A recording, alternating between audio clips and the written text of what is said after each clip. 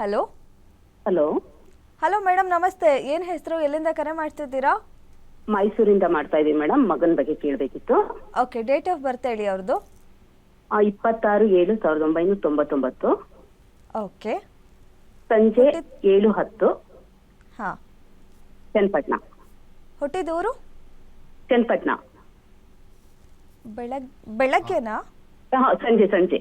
ಸಂಜೆ. ಓಕೆ ಸರಿ, ಇದ್ರ ಪ್ರಕಾರ ಧನುರಾಶಿ ಬರ್ತಾ ಇದೆ.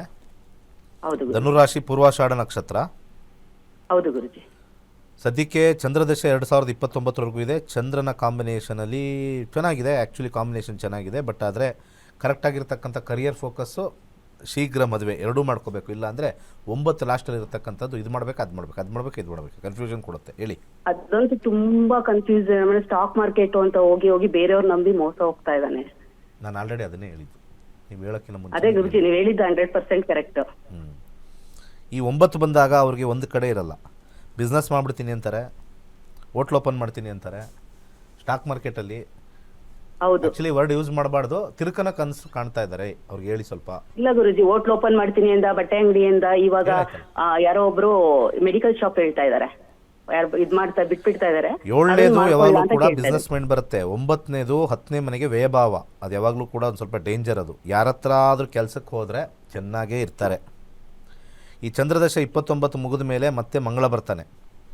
ಸೊ ಒಟ್ಟಿನಲ್ಲಿ ಈ ಕಾಂಬಿನೇಷನ್ ಏನು ಮಾಡುತ್ತೆ, ಈಗ ನಾವು ಕಾಂಬಿನೇಷನ್ ನೋಡಬೇಕಾದ್ರೆ ಚಂದ್ರನ ಕಾಂಬಿನೇಷನ್ ಬಂದಿದೆ. 11, 7, 9 ಭಾಳ ಒಳ್ಳೆಯದು ಅಂತ ಹೇಳ್ತೀವಿ. ಯಾವಾಗಲೂ 9 ಯಾವಾಗಲೂ ಕೂಡ ಒಂದು ಕಡೆ ಸ್ಥಿತವಾಗಿಟ್ಟಿರಲ್ಲ, ಅದು ಪ್ರಾಬ್ಲಮ್ಮು. ಬಟ್ ಅವ್ರ ಲೈಫ್ಗೆ ಏನಾಗಲ್ಲ. ಯಾಕೆ ಗೊತ್ತಾ ಮೇಡಮ್, ನೀವು ತುಂಬ ಚೆನ್ನಾಗಿ ಸಾಕ್ತೀರಾ ಅವ್ರನ್ನ. ಏನು ಹಾಳು ಮಾಡ್ಕೊಂಬಂದ್ರು ನೀವು ನೋಡ್ಕೋತೀರಾ. ಅದೇ ಆಗಿರೋ ತಪ್ಪು ನಾವು ಮಾಡಿರೋದು. 11, 7, 9 ಅಂದರೆ ತುಂಬ ಚೆನ್ನಾಗಿರ್ತಾನೆ ಅಂತ. ಅವರು ಇದರಲ್ಲಿ ಲಾಸ್ ಮಾಡಿದ್ರು ಕೂಡ ಆಸ್ತಿನೂ ಲಾಸ್ ಮಾಡಿ ಜಮೀನು ಮಾರ್ಬಿಟ್ಟು ಕೊಟ್ಬಿಟ್ರೆ ಅವ್ರಿಗೆ ಇನ್ನೂ ಖುಷಿ. ಆ ಕೆಲಸ ಮಾಡಿದ್ವಿ ಗುರುಜಿ. ಕರ್ಮ. 26 ವಯಸ್ಸಿಗೆ ಇಷ್ಟು ಮಾಡಿದರೆ, ಅದಕ್ಕೆ ನಾನು ಯಾವಾಗಲೂ ಕೂಡ ಈ 9ನೇ ಮನೆನ ಸ್ವಲ್ಪ ಡೇಂಜರ್ ಲೆವೆಲಲ್ಲೇ ಇಟ್ಟಿರ್ತೀನಿ. ಗ್ರೀನ್ ಇದ್ದರೂ ಕೂಡ. ಅಂದರೆ ಯಾವಾಗಲೂ ಕೂಡ ತಂದೆ ದುಡ್ಡಲ್ಲೇ ಬದುಕ್ತಾರೆ, ತಾತನ ದುಡ್ಡಲ್ಲೇ ಬದುಕ್ತಾರೆ. ಅದಕ್ಕೆ 9 ಅವನು ಯಾವಾಗಲೂ ಕೂಡ ಸಪ್ಲೈ ಮಾಡ್ತಾನೆ ಇರುತ್ತೆ.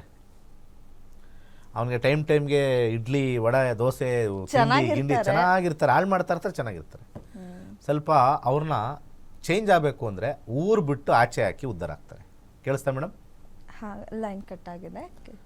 ಟಾಪ್ ಪೊಸಿಷನ್ಗೆ ಹೋಗಬೇಕು ಅಂದರೆ ಈ ಕಾಂಬಿನೇಷನಲ್ಲಿ ಯಾವಾಗ ಅದು ಯಾವ ಊರು, ಚನ್ನಪಟ್ಟಣನೋ ಮೈಸೂರು ಎಲ್ಲೋ ಇದಾರಲ್ಲ, ಅದು ಬಿಟ್ಟು ಬೆಂಗಳೂರಿಗೆ ಹಾಕಬೇಕು, ಚೆನ್ನೈಗೆ ಹಾಕಬೇಕು, ಮುಂಬೈಗೆ ಹಾಕಬೇಕು.